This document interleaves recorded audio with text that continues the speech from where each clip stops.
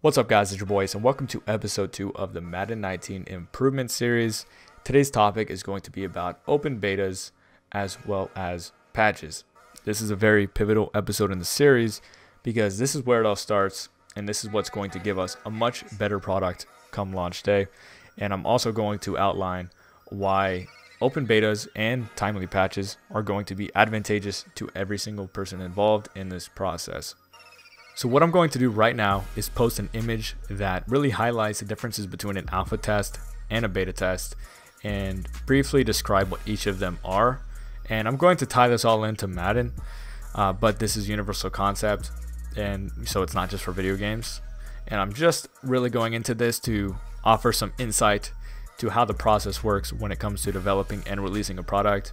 So what we have on the left is alpha test, and the people involved here are engineers, or in this case developers, as well as quality assurance. And the main ask here is, does the product work? That's what they're trying to determine. Does the product work? And you're trying to reach that 60 to 80% completion of the product.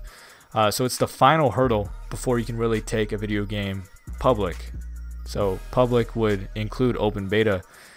So in open beta, whenever you see one, so right now Fortnite is a big open beta, and I don't think people realize that. Like, it's a free game right now because it's an open beta. It's a really fun game, don't get me wrong, but people just kind of forget that. But besides the point, so like Fortnite, for example, is like 80 to 90% complete right now, and then once the beta is done, they have a bunch of useful information from the users, and that's going to finish off the game and have it ready for launch and for sale. And yeah, so Fortnite won't be free forever. Sorry, guys. So beta test is all about user experience. So do customers like the product? And that's something that EA is kind of skipping with Madden. They're going like straight from alpha test to launch and then deciding they're going to do monthly patches, which to me is not ideal in this era of gaming.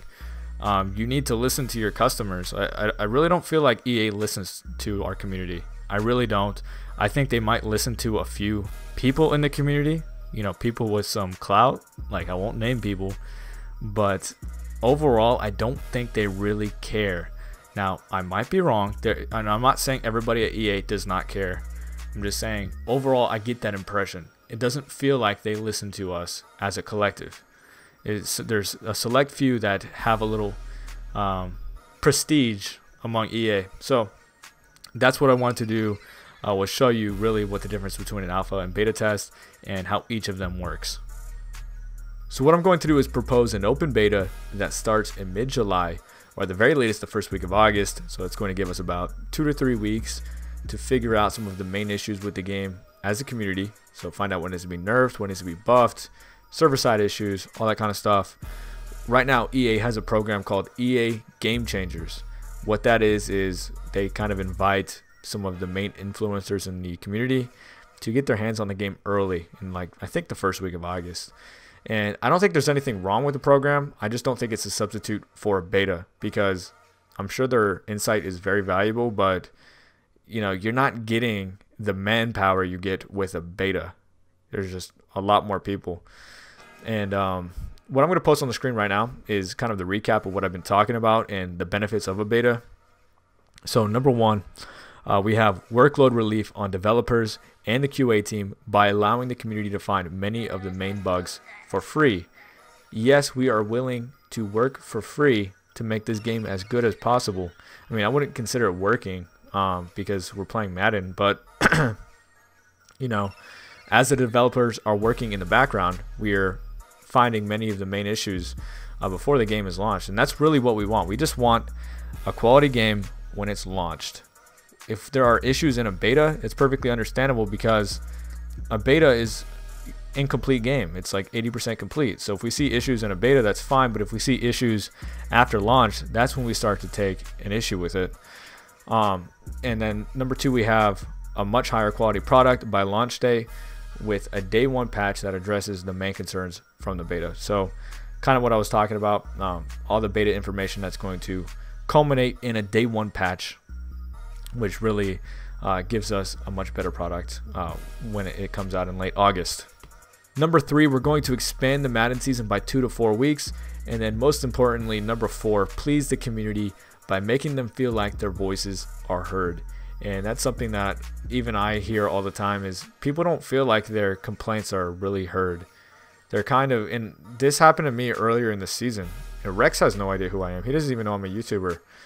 I posted a clip and he didn't really, he justified it by saying it's something that happens in real life, so it can happen in Madden, which, you know, the clip he showed me wasn't even close. I've already posted that video on my channel earlier, but it just made me feel like they don't give a shit. If you're not one of their poster childs, then they don't really care what you think. And that's wrong. That's not how it should be. So I think that's something that could go a long way into kind of repairing the relationship between consumers and EA. And that's it for the open beta section. And then the last thing is kind of just like a last issue with patches. I think that patches need to be a little bit more timely. And I don't mean more frequent, I mean just released at better times, because personally, from my experience, they released a really big patch right before my Challenger event in Tampa. And they haven't just been doing it for Challengers. I believe they've also been doing patches before Majors.